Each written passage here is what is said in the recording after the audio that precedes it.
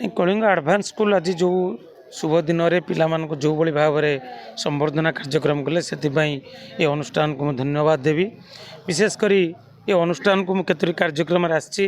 देखी यार कार्यक्रम केवल पाठपढ़ा नुहे सबू कार्यक्रम अति उत्तम भाव में करुँच। यार जे प्रतिष्ठाता सुशांत बाबू तांकर विजन रही जार ना देते कलिंग आडभान्स स्कूल एवं मुझे पुरातन छात्र वक्तव्य शुणुली से मत कि भाव में ये अनुष्ठान पाठपढ़ा सहित उत्तम छात्र उत्तम भविष्य किभली भाव में गढ़े तार शिक्षादान ठीक भाव में कराऊँच। यार जो मैंने शिक्षक शिक्षयित्री अच्छा से सुंदर भाव में पाठपढ़ा सहित पिला उत्तम भाव में गढ़ी तोलुंट। ये अनुष्ठान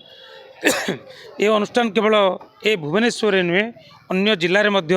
तार प्रतिष्ठाता कहते किभली भाव में तार कार्यक्रम जारी रखी पिलांकर एवं समस्त आग्रह बढ़ुची। मोर दृढ़ विश्वास ये अनुष्ठान तार भविष्य जो उद्देश्य गठन करिसेंती जे केवल आज जो भाव में स्कूल प्राइवेट स्कूल गठन होउची केवल पैसा उद्देश्य किंतु यार प्रतिष्ठाता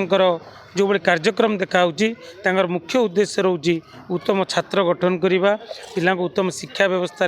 किभली भाव में दबा एवं भविष्य पिला गढ़ा से केवल इटी नुहे आदिवासी पिला पछुआ वर्ग पिला समस्त विकास पाई शिक्षा व्यवस्था एक परिवर्तन आणुंट। आज जो छात्र छात्री मैंने आज जोगदे विशेषकर गार्डियन बहुत सुंदर भाव में उपस्थापन करुले किभली भाव में ये अनुष्ठान तार कार्यक्रम जारी रखुची। मोर दृढ़ विश्वास ये अनुष्ठान आहरी व्यापक भाव में जो उद्देश्य गठन होती सफल हम और समस्त छात्र छात्री भविष्य उज्जवल कामना करने सहित ये अनुष्ठान भविष्य उज्जवल प्रभु जगन्नाथ प्रार्थना करुच्ची।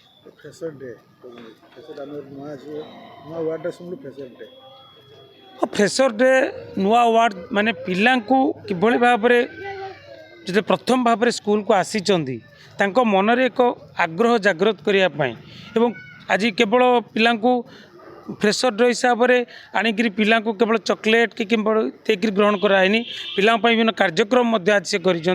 निश्चिंत भाव में आज दिन चिर स्मरणीय रही उद्देश्य पिला आहरी मन में आग्रह सृष्टि करने फ्रेशर डे कार्यक्रम